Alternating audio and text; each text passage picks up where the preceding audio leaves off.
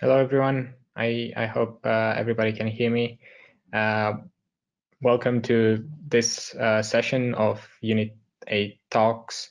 It's a series of sessions that we are doing so we can empower people in adopting AI and data solutions. We'll mainly keep this session in listen-only mode. My colleagues in chat will be more than happy to help you with any questions. There's also a question section in the tool where you can submit any questions, and we'll make sure that we answer all the questions before we close off the session. So this session, as I said, first session in the series. We have a session every week on Thursday. Myself, I'm Cosmin. I'm a lead data engineer with Unit8. I have experience in a broad sectors, mainly in financial sectors. Recently, with a focus on RegTech.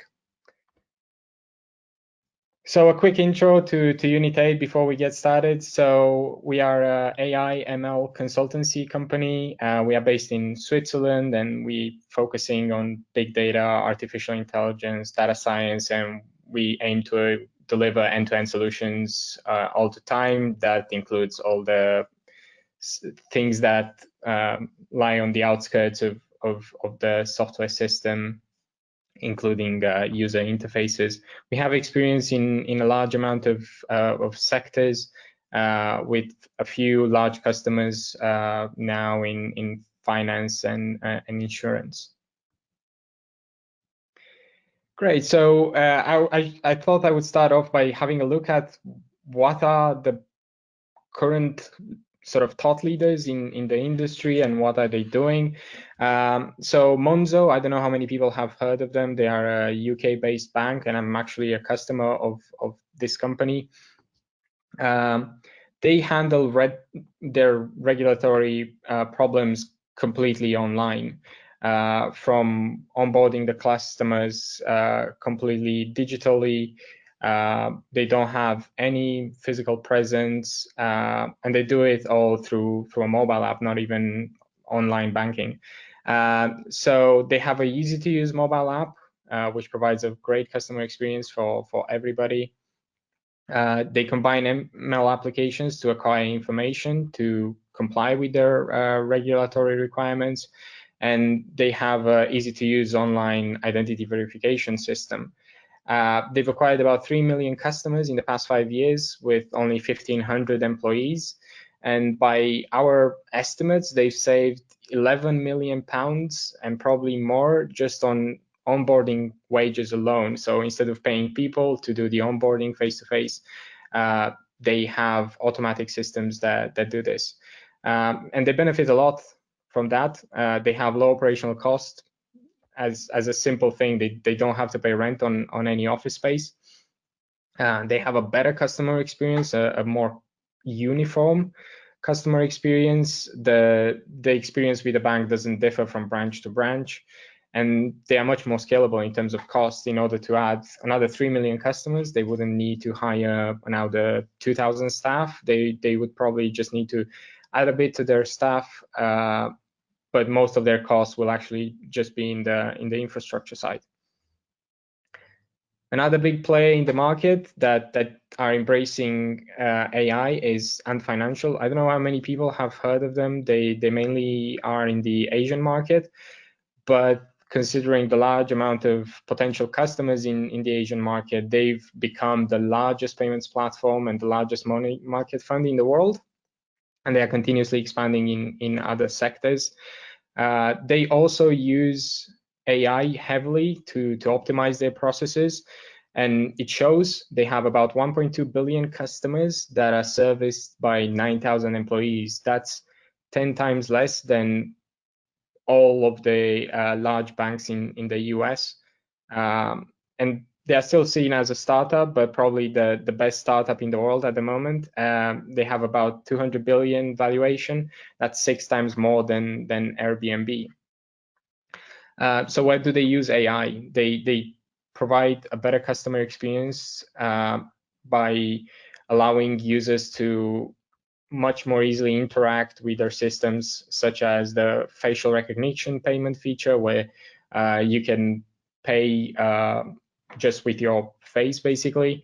They use ingestion of documents from users. You can imagine that with 1.2 billion customers, there's a lot of documents that need scanning and information extracted out of. So they use AI to do that for them. And they also have this large enterprise knowledge graph, they call it, which allows them to scan for fraudulent activity. And the market gets challenged all the time by a bunch of these smaller players that are constantly growing. They're not necessarily attacking the entire value chain of a financial institution. They are focusing on one particular thing. For example, Klarna in Sweden, they deal with payments. Zopa does peer-to-peer lending. We have TransferWise that deals with currency transfers, and Nutmeg in the wealth management space. Most of these companies have actually started after the financial crisis, so they don't have long standing practices, and they could start with AI from the beginning and automate their processes. And they are fairly small companies in terms of a number of employees, but they draw large amounts of customers from the more traditional space. For the big players, what are the challenges in RegTech at the moment? So based on our research, we've noticed pretty much 3 different areas where there's problems. First is on the onboarding side and gathering all the information and validating all the information required to onboard the customer. Based on Forbes poll, about 24 days is the average onboarding time, and it constantly grows. This is due to the constant increase in regulations across the world. Also, 1.5 days per week are spent by salespeople to onboard their customers. That is 1.5 days when the company is not actively looking for new customers. The cost for this has also increased heavily in the past few years. The top 10% institutions in the world spend about $100 million on onboarding customers alone. And the reward versus cost trade-off is not very good, especially in the anti-money laundering space, with about $20 billion spent annually by European banks, and they intercept only about 1% of that. That's about 10 billion. So we're spending 20 billion to get 10 billion back, which is not a good trade-off. And when you get it wrong, it's even worse. So we've seen a lot of sanctions in the past 10 years since the financial crisis, about 26 billion in total, and some of them are single-handedly very, very expensive, some getting to close to 2 billion.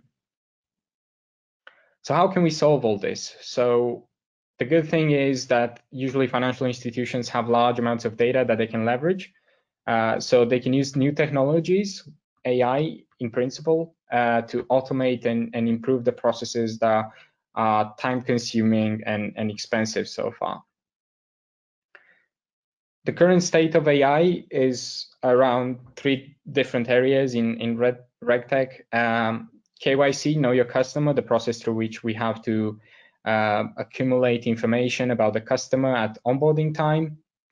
And AI is advancing the shift to digital, is helping with verification of the customer at the beginning of the process.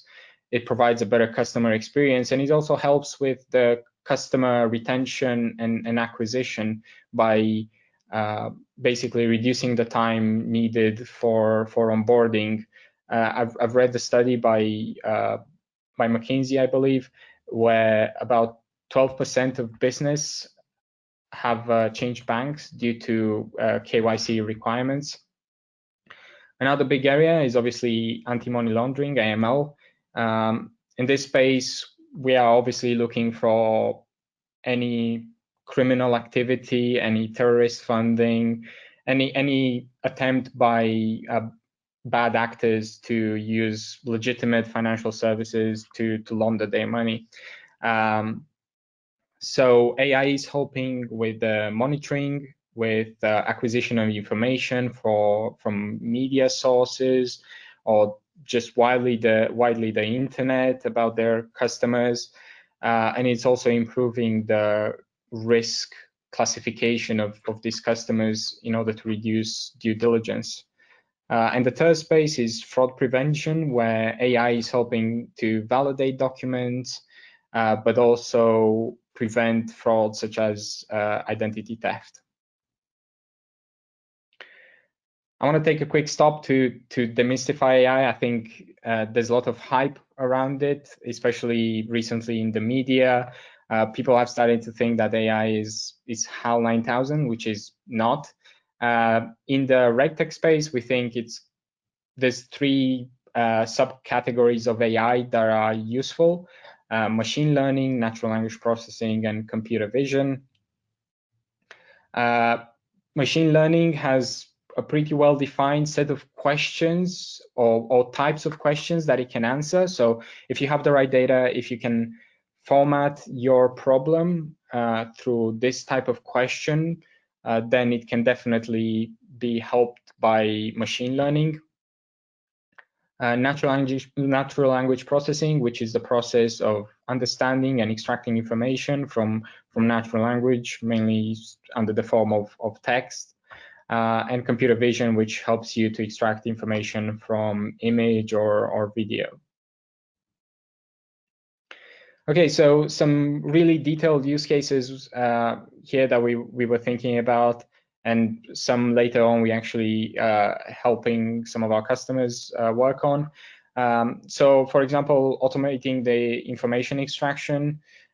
Myself, when I moved to Switzerland at the beginning of this year from the UK as a foreigner, I had to go through probably a bit more detailed process than a Swiss person has. So I had to submit government ID as a proof of who I am.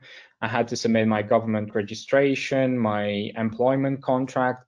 And basically what I've noticed is that the process is very manually done by the salesperson in the bank, which obviously is error prone, right? We are humans, people can get it wrong all the time. And it's also time consuming. So by using AI, we can reduce the time, we can reduce the cost, and obtain much higher quality information from these documents through the use of computer vision or natural language processing.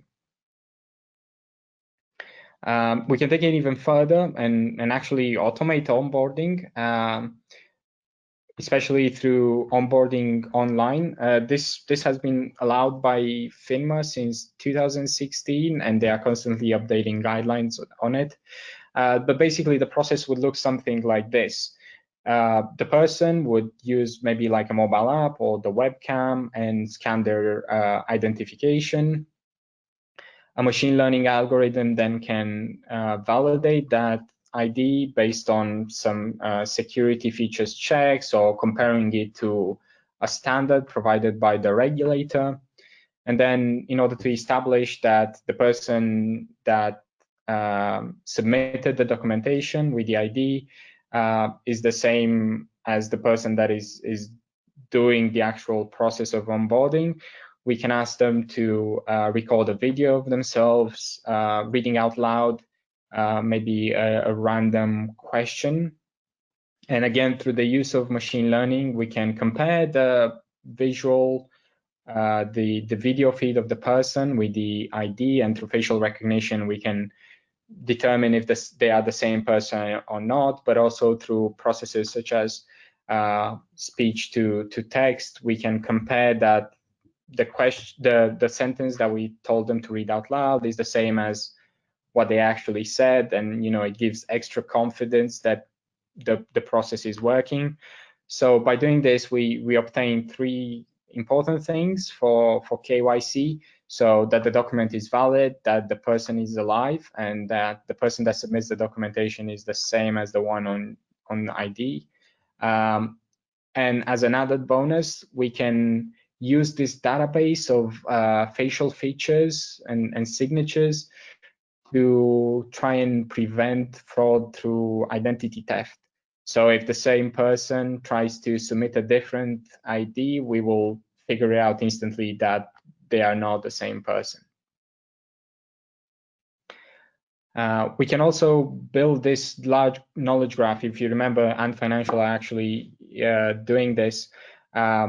So it's very important that we understand our customer fully, and especially in identifying the ultimate beneficial owner. There's sometimes simple things, right? Like maybe a typo, or someone is trying to use a different spelling of their name. So John Smith, John Smithy. This can be easily fixed with something like fuzzy matching.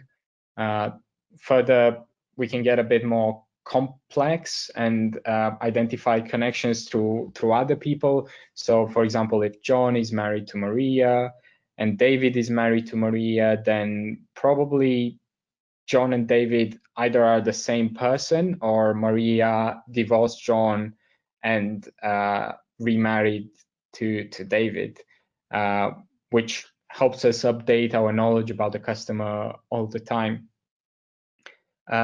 If you remember the previous example where we were building up this facial recognition database, we can also identify people that are trying to pretend to be someone else with, maybe a fake ID, might be even a good valid one that is used at onboarding. However, it's very easy to change your name, but it's really hard to change your face. So we can always run comparisons between people across our entire sort of facial features database in order to identify these connections. And then we can use machine learning to identify zones of risk, or maybe clusters of people that might try to do some criminal activities using our services. We can also apply machine learning to continuous monitoring and AML. We can first of all improve the risk classification. At the moment, risk classification is done on very few variables. It's all based on business knowledge and doesn't very well adapt to the changing environment and the change in bad actors. So we can use machine learning to take in, maybe thousands of data points and reduce the number of customers that we need to do detailed screening on, reducing considerably the amount of manual work that our employees have to do. We can also make the transition from rule-based AML monitoring to pattern-based AML. The main advantage of this being that instead of having very clearly well-defined rules that our bad actors can basically infer or figure out, or maybe pay someone to tell them, this continuously adapts to the changing environment, because machine learning doesn't take in defined rules, it learns from the data. So we can apply this to transactions monitoring, or maybe trader monitoring. And then once we have these alerts from these different areas, we can use something like NLP to maybe even help us with a suspicious activity report submission. And according to a report from McKinsey, it brings a lot of impact to the institution. Up to 90% of the alerts generated at the moment are false positives, which results in a lot of wasted work. About 50% reduction in manual work has been observed after applying AI, and about 20 to 30% false positives reduction, which obviously reduces costs, reduces the amount of effort in order to stay compliant. And furthermore, we can solve the gap of of knowledge by scraping the internet for information. In adverse media monitoring, there are feeds that do this, but our experience is that using something custom and well-defined for your own purpose is much better. Also, sanctions and politically exposed people lists are continuously updating, some even daily. So we can stay up to date in real time by using machine learning to scrape the internet for this information, but also regulatory information, identifying changes and things like that. By adopting AI, we're not just getting the benefits that I've mentioned before, but we're also getting a proper digital transformation. In order to implement AI, we have to shift our way of implementing projects from a traditional waterfall type of management to agile, where we can iterate quickly and test things out, and being able to fail and change our perspective quickly. And it also brings all these new different roles that helps the company go digital. So data scientists, product owners, UX designers, and Scrum Masters that take care of the agile process.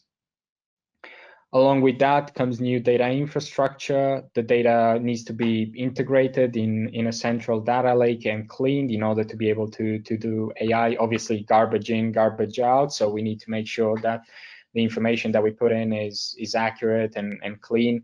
And obviously by doing this effort, other systems can benefit from it as well. Also by integrating all of the information in a central place, we need to improve our access controls, which then helps you to better control the sort of need to know requirements. And also we have a better resource allocation. AI is very compute intensive.